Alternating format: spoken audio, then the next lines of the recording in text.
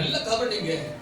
நல்ல உபவாசித்து ஜெபித்தவன், நான் பிசாசு துரத்தனவன், நான் இந்த உலகத்தில் விசேஷமா நான் பலருக்கு ஜெபிக்கப்பட்டது சுகமாக்கப்பட்டது, அநேகருக்கு சுவிசேஷம் அறிவித்திருக்கிறேன், அநேகருக்கு இயேசுவின் அன்பை குறித்து சொல்லியிருக்கிறேன் சொல்லி பல காரியத்தை நீங்கள் உலகத்தில் செய்தவர்கள் அத்தனையும் நாம் மறித்து தேவனுக்கு முன்பதாய் நின்று இந்த விஷயங்களை சொல்லப்படும் போது அவர் ஒரே வார்த்தை சொல்கிறார், அக்கிரமக்காரரே என்னை வச்சு அகன்று போகுங்கள், என்னை வச்சு அகன்று போகுங்கள்.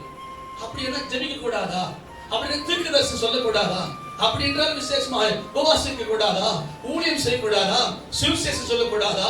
நீ எத்தனை வேணாலும் செய்யலாம், இதெல்லாம் எத்தனை வேணாலும் செய்யலாம், எதை வேணாலும் செய்யலாம். ஆனா பிதாவின் சித்தத்தை செய்யாத இருக்கிற எந்த மனுஷனும் இத்தனை செய்தும் பலன் இல்லைன்ற நம்ம சொல்லுங்களேன், பலன் இல்லை. பிதாவின் சித்தம் செய்யாத, பிதாவின் சித்தத்தை அறியாத, அதன்படி செய்யாத இருக்கிற எந்த மனுஷனும் எங்க வருவதில்லை அப்படின்னா பரலோக ராஜ்யத்துக்குள்ள வருவதில்லை.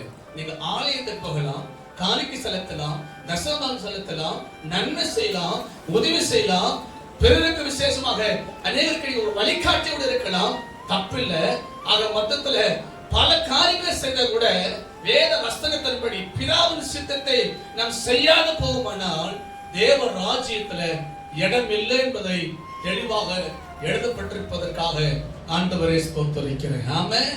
அப்படின்னா பல அற்புதம் நம் மூலமா செய்யலாம். பலரும் போய் பல ஹாஸ்பிட்டல் ஜெபிக்கிறீங்க, வேதஸ்தருக்கு ஜெபிக்கிறீங்க, பல காரியங்களை செய்தா கூட பிதாவின் சித்தம் என்னதென்று சொல்லி நான் அறியாம இது எல்லாம் நான் செய்கிறதுனால எனக்கு ஒரு பலனும் இல்லைன்றத வேதம் நமக்கு தெளிவுபடுத்துவதற்காக ஆண்டவரை ஸ்தோத்திரிக்கிறார்.